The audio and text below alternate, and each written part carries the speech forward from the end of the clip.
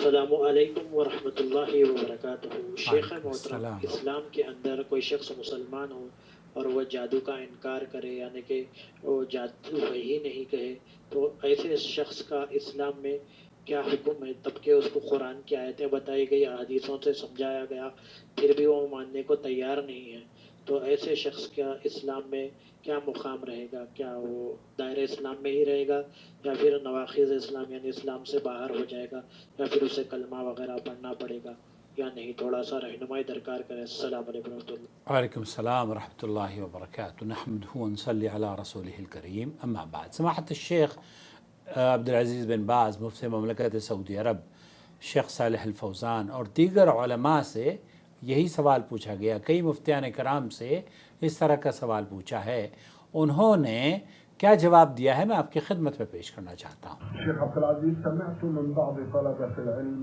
ہم نے بہت سارے طلبۃ العلم سے سنا ہے انكاره للسحر حتى انه قال ائتوا بالسحرة ليسحرون. بہت سارے لوگ تو یہ دعویٰ کرتے ہیں کہ اگر تم سحر سے کسی کو اثر انداز کر سکتے ہو تو میرے پاس سامنے لے آؤ، مجھ پر سحر کروا دو، پھر میں دیکھتا ہوں۔ اس طرح کی باتیں کرتے ہیں، انکار بھی کرتے ہیں۔ أوجيهكم لو سمحت، ولا سيما إذا كانت هذه العبارة من شخص مشهور وله مشہور شخص ہے، میں جانتا ہوں ایسے کئی آدمی ہیں جو کہ مشہور ہیں اور وہ اس طرح کے دعوے بھی کرتے ہیں۔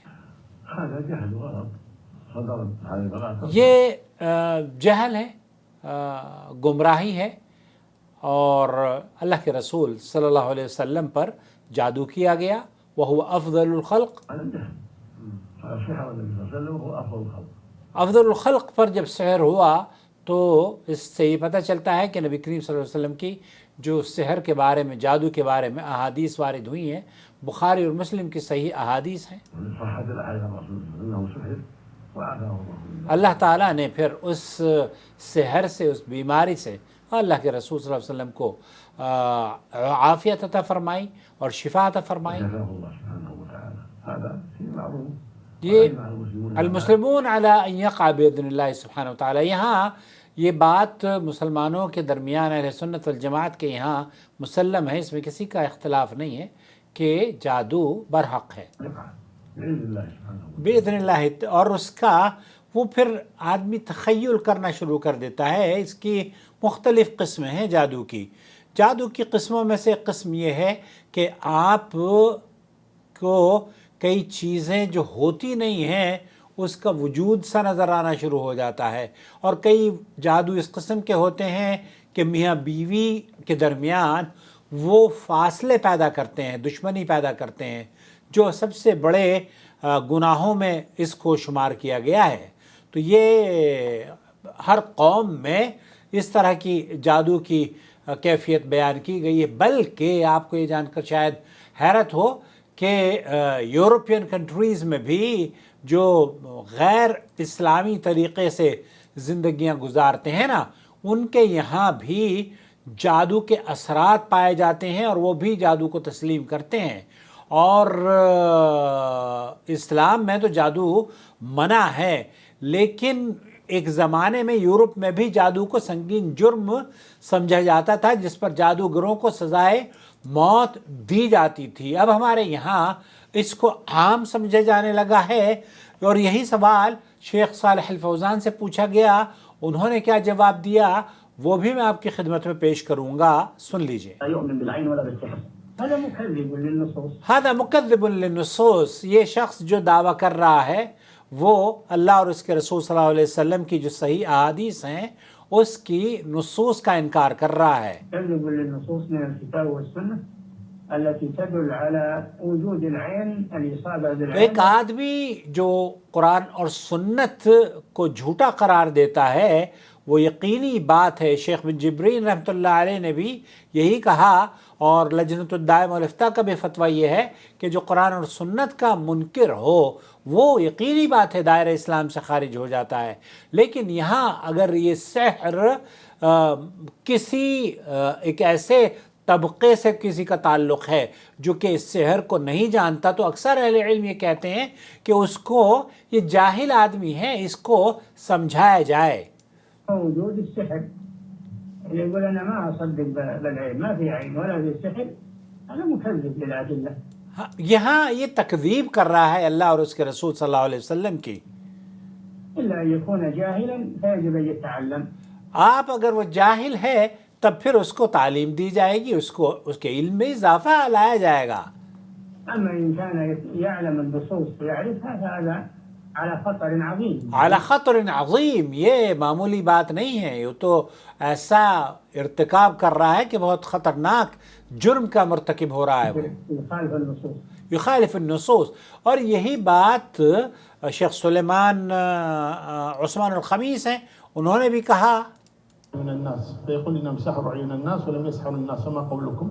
طبعا الإنسان إذا نظر إلى آية فقط وأهمل بقية الآيات نعم قد يقول مثل هذا. الله تعالى يقول جاءوا بسحر عظيم. یہاں کیسے ممکن ہے کہ اللہ رب العالمین یہ فرماتا ہے کہ جاؤ بسحرم، یہاں سحرم اللہ تعالیٰ نے اس آیت میں سبحانه وتعالى ما هو سحر، قال سحر عظيم. سحر عظیم، جاؤ بسحر عظیم کا لفظ استعمال کیا ہے. وكذلك يعلمون الناس، الله تبارك وتعالى قال يعلمون الناس السحر. یہاں يعلمون الناس السحر، تو اس سے یہ پتہ چلتا ہے کہ اللہ تعالیٰ بتا رہا ہے کہ یہ لوگوں کو تعلیم بھی دیتے ہیں سحر کی.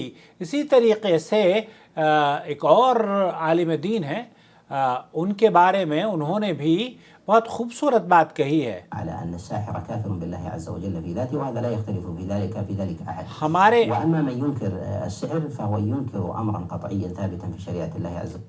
یہاں اگر کوئی کفر آیات کا انکار کرتا ہے اور سحر کا انکار کرتا ہے تو وہ اس بات کا انکار کرتا ہے جو قرآن و سنت میں وارد ہیں اور احادیث سے ثابت ہیں. وأما من يقول إن هذه النصوص ثابتة في كلام الله وكلام رسول الله صلى الله عليه وسلم. اور ایک آدمی یہ بھی کہتا ہے کہ اللہ کے رسول کی صحیح حدیثیں ہیں، آیات ہیں، قرآن کریم میں موجود بھی ہے، أقر بثبوتها.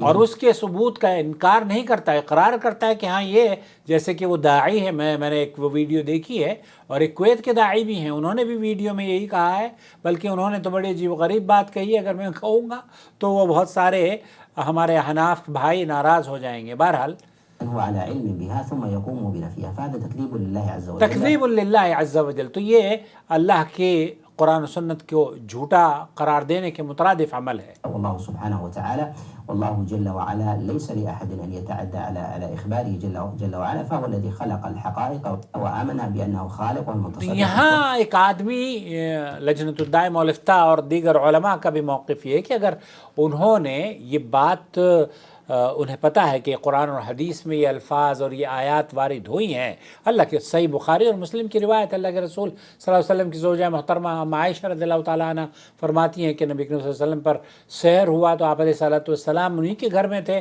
آپ عائشہ رضی اللہ تعالیٰ عنہ کے پاس تھے، تو فرشتے آئے اور فرشتے آ کر دونوں نے آپ کو اطلاع دی کہ ایک دوسرے سے بات کر رہے تھے.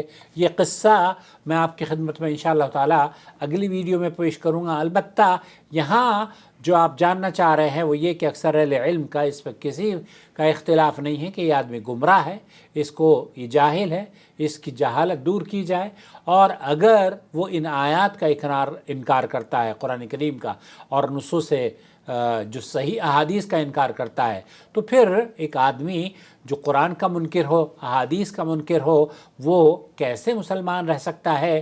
یہ بات تو آپ بھی سمجھ سکتے ہیں اور ہر آدمی سمجھ سکتا ہے. تو میرا ماننا یہ ہے کہ ہمیں اللہ سے دعا کرنی چاہیے کہ اللہ تعالیٰ اس فتنے سے محفوظ رہے. ایک صاحب نے کہا کہ اگر صحیح ہیں اور جادوگروں ہوتے ہیں تو پھر جادوگر چلیے بھیج دیجئے اسرائیل میں، ان کو وہاں کیوں نہیں بھیجتے؟ تو یہ تو جادوگروں کا کام ہے نا. یہ جادوگر پاکستان کے اور ہندوستان کے اور بنگلہ دیش کے بیچارے عقل ان کی ماری گئی ہے. اور اللہ رب العالمین سے دعا کیا کریں کہ اللہ تعالیٰ جو سماج میں برائی پھیلی ہوئی ہے اس سے بچ جائیں. اس میں تو ایک آدمی اگر کاہن کے پاس جاتا ہے اور وہ اس کی تصدیق کرتا ہے، جادوگر کے پاس جاتا ہے اس کی تصدیق کرتا ہے، تو اللہ کے رسول صلی اللہ علیہ وسلم نے فرمایا تو وہ کافر ہو جاتا ہے بما نزل علی محمد. تو وہ تو گویا کہ اس نے شرک اور کفر کا ارتکاب کرتا ہے، اور جو نبی کریم صلی اللہ علیہ وسلم پر نازل ہوا ہے اس کا انکاری ہوتا ہے. تو یہ نہایت خطرناک پہلو ہے اور اس پہلو پر لوگوں کو ایجوکیٹ کرنے کی ضرورت ہے۔ اللہ کے رسول صلی اللہ علیہ وسلم پر سحر ہوا تھا، جادو ہوا تھا۔ آپ علیہ السلام کا جادو کا اثر یہ تھا کہ عائشہ فرماتی ہیں کہ ایسا لگتا تھا کہ آپ علیہ السلام نے وہ کام کر لیا ہے لیکن وہ کام کیا نہیں ہوتا تھا۔ تو اس طرح کی کئی شکلیں ہیں جادو کی، ان شکلوں کے بارے میں بھی میں آپ کو گاہ بگاہ انشاءاللہ تعالی اگلی ویڈیو میں پیش کروں گا، اور وہ نبی کریم صلی اللہ علیہ وسلم کی پوری حدیث بھی آپ کی خدمت میں پیش کروں گا، وہ جو کہ فرشتے آپ کے پاس آئے تھے اور کس طریقے سے آپ کو جادو کے بارے میں اطلاع دی گئی اور پھر جادو کا علاج کا طریقہ آپ کو بتایا گیا۔ امید ہے یہ وضاحت ہو گئی ہوگی۔ والسلام علیکم ورحمۃ اللہ وبرکاتہ۔